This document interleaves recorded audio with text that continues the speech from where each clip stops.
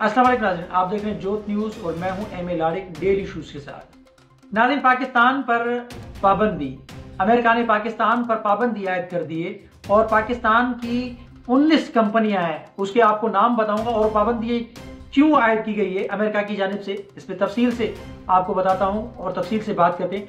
दूसरा ये कि एक बार फिर बलूचिस्तान के अंदर दहशत गर्दी, कोयटा के अंदर बम ब्लास्ट हुआ है, उस पर भी बात करूंगा। और तीसरी बात यह कि वज़ीर आज़म पाकिस्तान ने आज एक खिताब किया है और वज़ीर आज़म पाकिस्तान ने कहा है कि हम मुल्क को दलदल से निकालेंगे, कर्जे की दलदल से निकालेंगे। और वज़ीर आज़म ने कहा है कि मैं अपनी जान लड़ा लूँगा। इस पर थोड़ी सी मैं बात करूँगा कि आया कि हम मुल्क को बचा रहे हैं या मुल्क को मज़ीद दलदल में हम धकेल रहे हैं। तो बात करते हैं सारी सूरत हाल पे।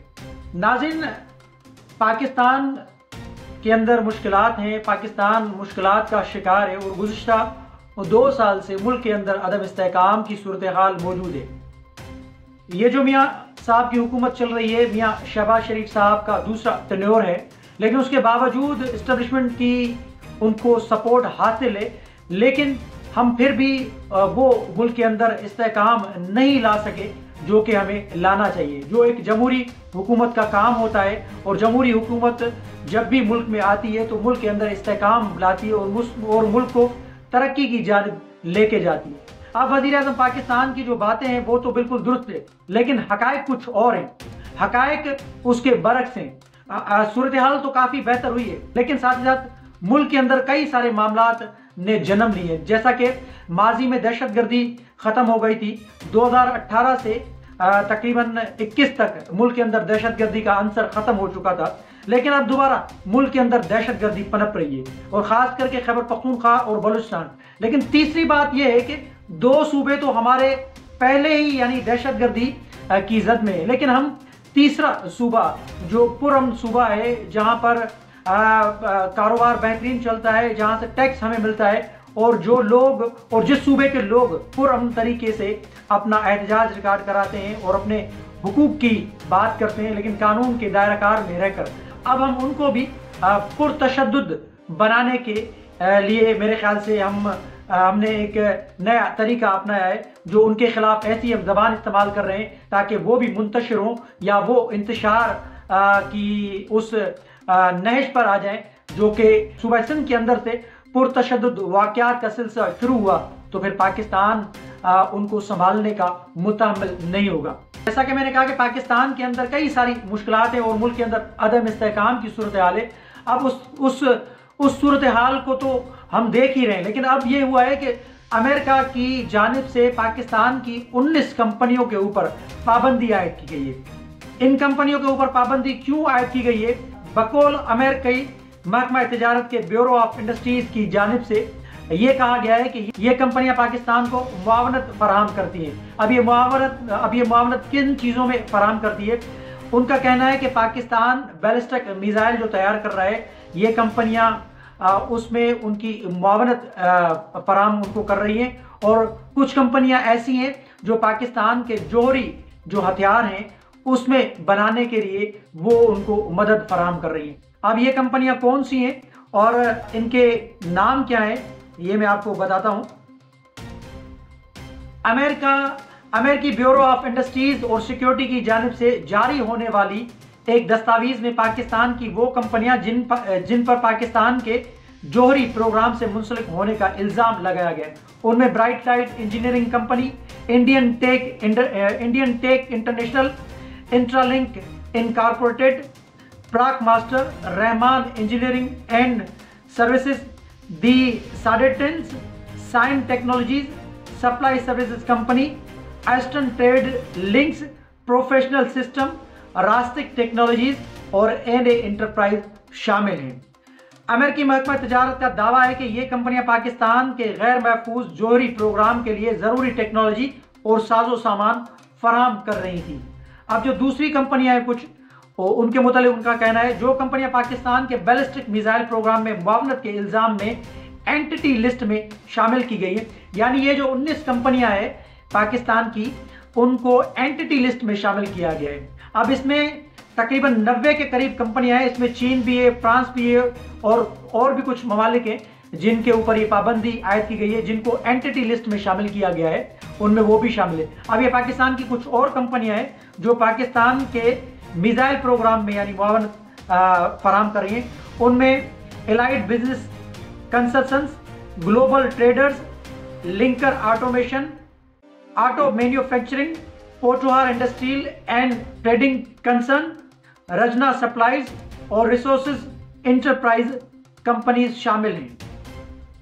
इन कंपनियों पे ये इल्ज़ाम है कि ऐसे हसास पुर्जे और टेक्नोलॉजी फराहम कर रही थी जो पाकिस्तान के मिसाइल प्रोग्राम की तरक्की में इस्तेमाल हो सकती थी।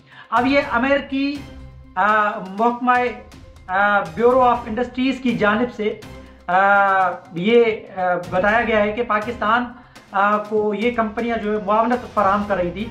अब इससे पाकिस्तान को क्या नुकसान होगा? पाकिस्तान को ये नुकसान होगा कि पाकिस्तान का जो जोहरी प्रोग्राम है उसमें जाहिर सी बात है उनको मुश्किलात का सामना करना पड़ेगा। और ये जो कंपनी है, ये जो कंपनीज हैं, अब इनको भी फाइनेंशियल इनको बड़ा नुकसान होगा, क्योंकि ये जो पाबंदी है ये सिर्फ और सिर्फ यानी पाकिस्तान के लिए नहीं है। इसके अंदर जो यूरोप कंट्रीज के जो ममालिक हैं उनके ऊपर भी ये पॉलिसी लागू होती है। अब जाहिर सी बात है सिर्फ अमेरिका से तो पाकिस्तान की ये कंपनियां साजो सामान खरीद नहीं रही थी, यूरोप कंट्रीज से भी खरीदो फरोख्त होती है, लेकिन वो साजो सामान सारा होता अमेरिकी है। अब जाहिर सी बात है वहाँ पर भी अगर यूरोप कंट्री से अब यूरोप कंट्री से जो पाकिस्तानी ये कंपनीज है खरीदो फरोख्त करेंगी तो वहाँ से भी इनको इनकार मिलेगा, क्योंकि उन कंपनियों के ऊपर भी अमेरिकी कानून लागू होता है। तो पाकिस्तान के लिए मुश्किलात आगे मजीद खड़ी हो सकती हैं। वैसे ही जैसा कि मैंने कहा कि तहरीक इंसाफ की हुकूमत को गिराने के बाद मुल्क के अंदर भले ही इंतखाबात हुए हैं, लेकिन आज तक मुल्क के अंदर जो इस्तेहकाम है वो पैदा नहीं हो पाया, क्योंकि मुश्किलात हैं, अदम इस्तेहकाम की सूरत हाल है और मुआशी मुश्किलात का पाकिस्तान को सामना है। अब मज़ीद इस किस्म की जो पाबंदियाँ हैं पाकिस्तान की कंपनीज के ऊपर, तो मज़ीद पाकिस्तान को मुश्किलात का सामना करना पड़ेगा। अब आते हैं इस पे कि बलूचिस्तान के अंदर जो एक बार फिर दहशतगर्दी के मामलात में इजाफा हुआ है, या दहशतगर्दी के जो वाक़यात हैं उसमें इजाफा हुआ है। अब कोयटा के डबल रोड के ऊपर ये बम ब्लास्ट हुआ है और ये जो बम धमाका हुआ है उसमें 3 अफराद की हलाकत का जिक्र किया गया है रिपोर्ट के मुताबिक, और 21 अफराद इसमें ज़ख्मी हुए।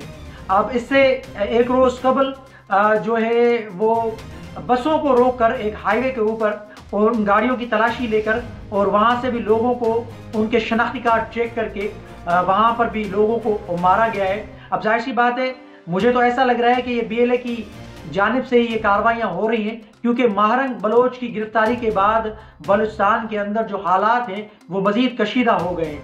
अब हुकूमत पाकिस्तान या रियासत पाकिस्तान चाह रही है कि हम सख्ती से इन मामलात से निपटेंगे।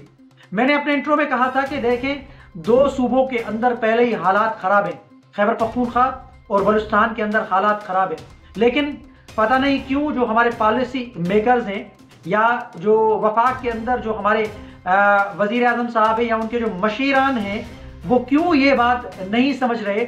मुझे ऐसा लग रहा है कि बाहर से कोई मदाखलत या बाहर से कोई यानी इश्तियाल या बाहर से कोई सहूलतकारी नहीं हो रही, मुल्क के अंदर से ही सहूलतकारी हो रही है। वो सहूलतकारी कैसे हो रही है कि जो मुल्क के जो पॉलिसी मेकर्स हैं वो पॉलिसी दरअसल सही माने में नहीं बना रहे।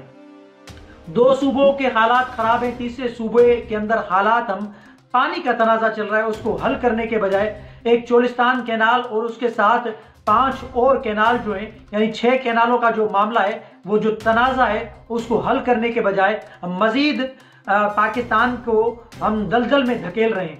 ऐसी दलदल में धकेल रहे हैं कि जहां से पाकिस्तान को निकालना मुश्किल हो जाएगा, पाकिस्तान के लिए निकलना मुश्किल हो जाएगा, क्योंकि 2 सूबे, मैं बार बार बोल रहा हूं कि 2 सूबों के अंदर हालात बड़े ख़राब हैं, हालात बड़े कशीदा हैं। और सिंध के लोगों के खिलाफ, सिंध के लोग गुज़िश्ता 7-8 माह से एहतजाज कर रहे हैं अपने पानी के हुकूक के लिए। उनके खिलाफ ऐसी ज़बान इस्तेमाल की जा रही है कि उनको शरपसंद कहा जा रहा है। ख्वाजा आसिफ और अपना अता तारड़ का जो बयान है वो इंतहाई नागुज़ीर है।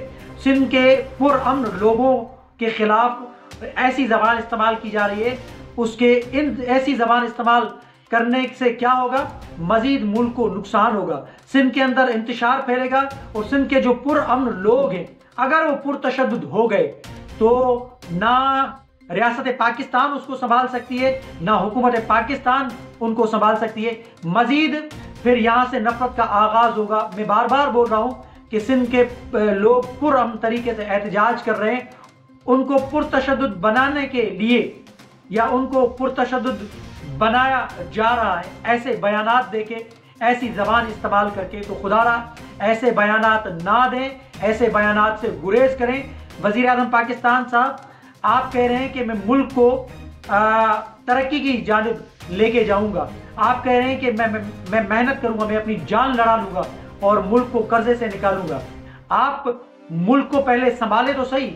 आप मुल्क के अंदर ये जो नफरत फैल रही है, मुल्क के अंदर ये जो दूरियां बढ़ रही हैं, ये जो सूबों के अंदर जो नफरत का एक फैलाव हो रहा है आपकी गलत पॉलिसियों की वजह से, रियासत पाकिस्तान की गलत पॉलिसियों की वजह से, इस्टेब्लिशमेंट पता नहीं क्या चाह रही है। आप कम से कम सियासी लोग हैं, आपके भाई ने 2 मरतबा हुकूमत की है इस मुल्क के ऊपर। आप कम से कम सोचें, अपने लोगों को रोकें कि ऐसे बयानात ना दें जिसको मजीद पाकिस्तान बर्दाश्त नहीं कर पाएगा। अगर ऐसी सूरत हाल हो गई तो पाकिस्तान ऐसे हालात को संभालने का मुतहम्मिल नहीं होगा। मुल्क के अंदर पहले ही इंतशार है, अदम इस्तेहकाम की सूरत हाल है, मुआशी सूरत हाल खराब है। आप पता नहीं क्या चाह रहे हैं। मुझे तो लग रहा है कि आप खुद ही चाह रहे हैं कि पाकिस्तान की तकसीम हो, खुदा न खास्ता।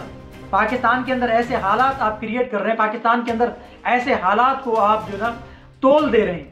तो खुदारा ऐसे बयानात से गुरेज करें, अपने वज़रा को, अपने मशीरान को ऐसे बयानात देने से रोकें। और ये जो मुल्क के अंदर ये जो अपना दूरियों का सिलसिला जो बढ़ रहा है उसके लिए तो पॉलिसी बनाएं, एक मुल्की लेवल पर एक अपनायत दिखाएं। आप सबके पास जाएं, सबको करीब लाएं और उनसे रिक्वेस्ट करें कि ये मुल्क हम सब ने मिलकर बनाया था, आए इस मुल्क को बचाएं, आए इस मुल्क की तरक्की के लिए हर कोई अपना किरदार अदा करे। लेकिन जब तक आप सब लोगों को मिलाएंगे नहीं अपने साथ, सब लोगों को मिलाकर बिठाकर बात नहीं करेंगे, तब तक इन मसाइल का हल नहीं निकलेगा। बार बार कह रहा हूं कि आप सब लोगों को इकट्ठा करके बिठाएं, एक टेबल पर बिठाएं और उनसे बड़े प्यार से, तहम्मुल से बात करें, उनके गिले शिकवे सुने और गिले शिकवे सुनने के बाद उनको हल करने के लिए उनसे मशवरा लें। देखिए कैसे हालात कंट्रोल होते हैं और कैसे मुल्क तरक्की करेगा, कैसे दूरियां खत्म होंगी, कैसे नफरतें खत्म होंगी। मुल्क को आप बेहतर तरीके से चला सकते हैं, लेकिन आपको उसके लिए बड़े दिल का मुजाहरा करना पड़ेगा, बड़ा होने का मुजाहरा करना पड़ेगा। तो आपसे रिक्वेस्ट है कि आप वज़ीर आज़म पाकिस्तान हैं, आप एक सियासी पार्टी के सीनियर रहनुमा हैं और आप ये कर सकते हैं, आप सबको मिलाएं, मिल के बिठाएं और इसका हल निकालें। बलूचिस्तान के अंदर जो दहशतगर्दी है या बलूचिस्तान के अंदर जो हालात ख़राब हैं, खैबर पख्तूनख्वा के जो हालात हैं, सिंध के अंदर ये जो तहरीक का आगाज़ हुआ है, पानी का जो तनाज़ा है, उसमें भी नज़रसानी करें। इन कैनालों के मामलात को, इनसे आप पीछे हटें तो मुल्क को बचाने की करें, ना कि मुल्क को आप तकसीम के लिए एक राह हमवार करें। तो कमेंट सेक्शन में अपनी राय का इज़हार ज़रूर कीजिएगा। तब तक के लिए अल्लाह।